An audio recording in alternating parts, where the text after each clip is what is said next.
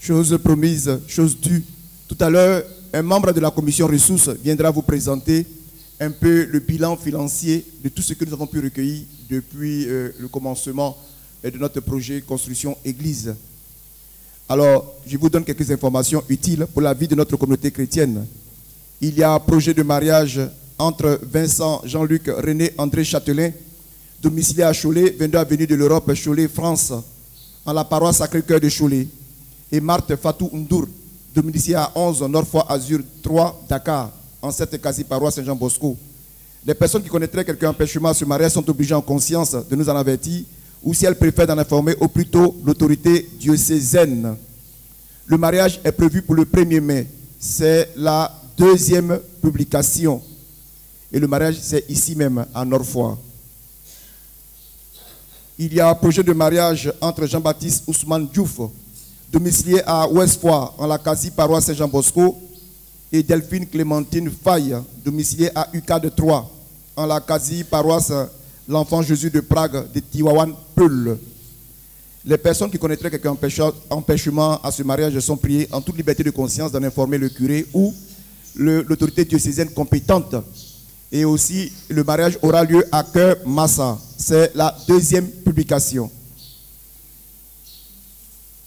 Il y a un projet de mariage entre patron Comborite Mendy, domicilié aux parcelles Asseni, unité 26, villa numéro 149, Dakar, en la paroisse Marie-Immaculée des parcelles Asseni, et Jeannette Mendy, domiciliée aux parcelles Asseni, unité 26, villa numéro 149, Dakar, en la paroisse Marie-Immaculée des parcelles Asseni. Les personnes qui connaîtraient quelqu'un empêchement à ce mariage sont obligées en conscience de nous en avertir, ou si elles préfèrent d'en informer au plus tôt l'autorité diocésaine. Le mariage est prévu pour le 8 mai, ici même à Saint-Jean-Bosco, première publication. Voilà, donc c'est un peu pour vous dire qu'il y a beaucoup d'onctions de mariage sur notre paroisse. La fiche d'identification des couples, pour tous ceux qui voudraient se marier, la prochaine session de formation ou les préparations au mariage commence le 6 mai au Martyr. Donc, pour ceux qui sont intéressés, vous êtes priés de passer à mon bureau et retirer la fiche. Alors, donc, il ne faut pas faire la sourde oreille et après dire qu'on n'était pas informé. Donc, je vous donne l'information. Ceux qui ne passent pas par cette école ne font pas leur mariage. C'est l'école de mariage et c'est le cours bien établi. Donc, il faut remplir les modules avant de venir ici devant Dieu pour quelquefois mentir. Voilà, bien aimés chers frères et sœurs, le pape François nous rappelle que celui qui ne prie pas n'aura pas droit au royaume des cieux. Ou tout simplement, il perd beaucoup de grâce. Et finalement, nous nous essoufflons spirituellement et puis la foi s'éteint. Il nous invite aussi à devenir des témoins de la miséricorde. Et vous avez aussi un commentaire de Saint Grégoire le Grand, pape et docteur de l'Église. C'est bien moi, touchez-moi, concernant l'évangile de ce jour. Je pense que les lecteurs, quand on parle de Saint Grégoire le Grand, ça vous dit quelque chose. Voilà, c'est votre saint patron, il faut le lire. Alors, sur ce, aussi, il y a une information capitale. Le groupe des lecteurs informe tous ses membres et ceux qui souhaitent intégrer le ministère du démarrage des sessions de formation à la maîtrise et la proclamation de la parole. La première session est prévue le dimanche 25 avril 2021 après la messe de 9 h. La présence de tous les membres à cette session de formation est obligatoire. C'est différentes sessions de formation. Donc tous ceux qui voudraient intégrer le groupe des lecteurs et ceux qui sont dans le groupe, vous êtes priés d'assister à ces formations-là. Et après, on va noter. Ceux qui ne viennent pas aux formations ne vont plus monter ici pour lire. Alors sur ce, je laisse la parole à M. Santos, s'il est là, pour nous faire le bilan.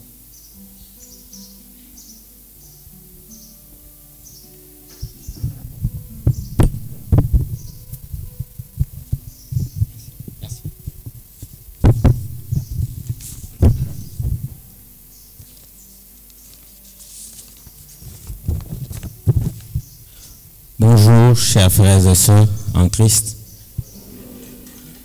Alors, je m'en vais vous faire le rapport d'activité et financier de la commission ressources. Ce rapport, il est élaboré en vue d'informer les paroissiens ainsi que l'ensemble de la communauté chrétienne de Nord-Foy du bilan financier d'activité pour la période allant de mars 2020, date d'ouverture des comptes bancaires, à mars 2021 sur la collecte de fonds pour le projet de construction de l'église. Et c'est à un mois après, 2 ans après la pose de la première pierre par notre archevêque, Monseigneur Benjamin Ndiaye. Au niveau des activités, nous rappelons qu'au vu du contexte sanitaire entré en vigueur depuis le mois de mars 2020, et ce jusqu'au 15 mars 2021, la quasi-paroisse a dû revoir à la baisse ses ambitions dans la mobilisation des ressources internes en vue de la construction de notre future église. Nous avions été donc dans l'obligation de surseoir à l'ensemble des activités programmées. Malgré ce contexte particulier, notre curé a souhaité que la fête patronale de l'année 2021 ait une empreinte spéciale tout en veillant au respect des mesures sanitaires ou barrières en vigueur.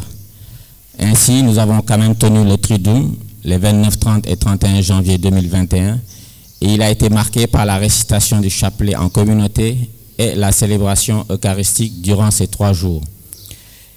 Toujours suite à la volonté du Père Cyprien de faire de cette fête patronale un moment fort de communion au sein de notre communauté, les commissions communication et ressources se sont mobilisées pour écouler le stock d'articles restants après l'opération de la fête patronale 2020, auquel nous avons rajouté un stock pour faire face à la demande des fidèles. Et les ventes se sont déroulées également durant le Triduum de la fête 2021. Nous rappelons que cette activité de vente de gadgets a été conçue pour être permanente dans le programme de mobilisation des ressources internes en vue de la construction de notre église. Il faut donc que ces différents articles soient vendus et ces articles sont disponibles auprès du presbytère ou du père curé tous les jours. Nous invitons donc aux membres de la communauté nous invitons les membres de la communauté à s'en acquérir si ce n'est déjà fait. Afin d'allier festivité et respect des mesures barrières imposées par le contexte, la célébration solennelle de la fête a eu lieu aux messes habituelles le samedi et le dimanche de 9h aux messes de 9h et 11h avec un déjeuner communautaire qui a été proposé sous la forme de plats à emporter le dimanche. C'est l'occasion de remercier l'ensemble de la communauté chrétienne de Nord-Foire et des environs d'avoir adhéré en soutenant cette initiative par l'achat des plats qui ont connu un grand succès. Nous associons bien sûr à ces remerciements tous les généreux donateurs qui ont contribué à l'achat des matières premières par la préparation des plats et qui ont ainsi permis à la commission ressources de dégager un bénéfice de 100% sur la vente des plats, car entièrement financé par des dons. Que Dieu vous le rende au centuple. Au niveau financier, en dépit des contraintes rencontrées du fait de la pandémie liée à la COVID-19, nous avons tenu à ce que la mobilisation se poursuive de façon virtuelle et physique afin de minimiser l'impact de la pandémie sur le calendrier d'activité de la commission. Ainsi, les collectes se sont déroulées pendant toute la période du confinement, durant laquelle les messes étaient suspendues, d'une part par le billet de Orange Money et d'autre part par le dépôt d'enveloppes spontanées auprès du curé. Nous avons ainsi pu mobiliser pendant la période allant du 31 mars 2020 au 17 septembre 2020 la somme de 7 51 400 francs. Et dans le cadre de la fête patronale, la commission a pu récolter la somme de 2 864 975 détaillée comme suit. Au titre des quêtes spéciales, 1 416 675. Au titre de la vente des repas, 872 300 francs. Et au titre de la vente des articles, 576 000 francs. Nous rappelons encore une fois que les charges liées à la préparation des repas ont été intégralement couvertes par les dons généreux des paroissiens, aussi bien en espèces qu'en nature, pour une valeur globale de 431 000 francs. Le détail se présente comme suit à ce jour. Solde d'ouverture, nous étions à 14 400 francs au mois de mars 2020. La collecte durant la période de confinement nous aura rapporté 7 51 400 francs. Les quêtes spéciales durant toute la période, 16 887 547 francs. Les dons spontanés, au total, nous aurons rapporté 438 000 francs. La collecte via Orange Money, 294 515 francs. Les recettes tirées de la vente des repas durant la fête patronale 2021, 872 300 francs. Et enfin, les recettes tirées de la vente des articles durant la fête patronale, 576 000 francs. Ce qui nous donne un total de 40 519 762 francs, auxquels il faut rajouter les intérêts qui nous sont versés dans le compte bancaire grâce au DAT que nous avons constitué et qui nous ont rapporté à ce jour 874 852 francs. Aujourd'hui, nous disposons ainsi d'un fonds à hauteur de 41 374 614 francs. 41 374 614 francs.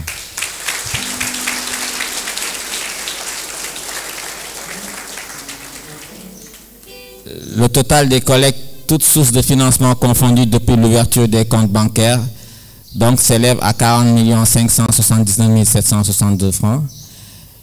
Et nous avons à ce jour constitué un DAT de 30 millions. Donc, il convient de rappeler que le projet de construction n'a à ce jour aucune dépense enregistrée au niveau du livre banque, à l'exception des frais de tenue de compte et agios bancaires qui sont couverts par la rémunération du compte courant. Cette stratégie permet à ce que les ressources mobilisées ne subissent une quelconque dépréciation en attendant leur utilisation conditionnée par le début effectif des travaux de gros œuvres, qui, nous l'espérons, ne devrait pas tarder, n'est-ce pas? Le montant des frais de tenue de compte et agios sur la période concernée se chiffre à 196 491 francs. Donc, grâce à vous, chers frères et sœurs en Christ, la pandémie coronavirus n'aura pas eu raison de notre engagement dans ce beau projet communautaire qu'est la construction de notre future église Saint-Jean-Bosco. Oui, et c'est lieu de le rappeler, nous avons dans nos comptes 41 374 614 francs.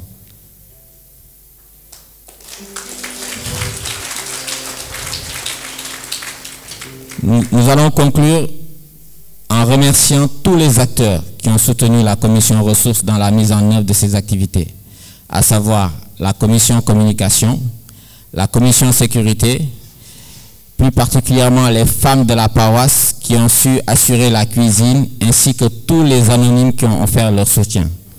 Merci à tous et à chacun pour la contribution à cette belle œuvre commune. Que le Seigneur vous comble de ses grâces.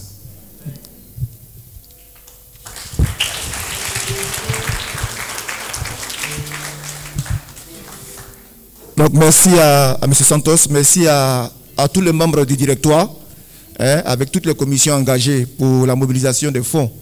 Alors nous vous disons un grand merci. À l'ouverture du compte dans le mois de novembre 2019, on avait dit qu'on devait avoir en solde au 31 décembre 2020 50 millions. J'avais dit que nous aurions 50 millions. Et finalement, on a eu, la situation de pandémie, non, on aurait pu avoir les 50 millions, mais on n'a pas eu, on a eu 41 millions. Donc on fera la fine bouche comme un enfant pour dire, papa, j'étais sûr d'avoir une mention excellente, mais c'est pas la peine, quoi, mais j'ai eu très bien quand même. Alors on rend grâce à Dieu pour tous ces bienfaits. Et nous espérons que d'ici le mois de juillet, nous aurons bouclé nos 50 millions, avec pour dire, nous pouvons respirer maintenant, parce que quand tu veux construire, il faut avoir de l'argent. Alors quand tu as de l'argent, tu es sûr, et tu dis maintenant, je peux aller. Et c'est comme ça que nous allons faire. Alors bientôt, nous allons lancer notre projet avec la grâce de Dieu. Merci beaucoup.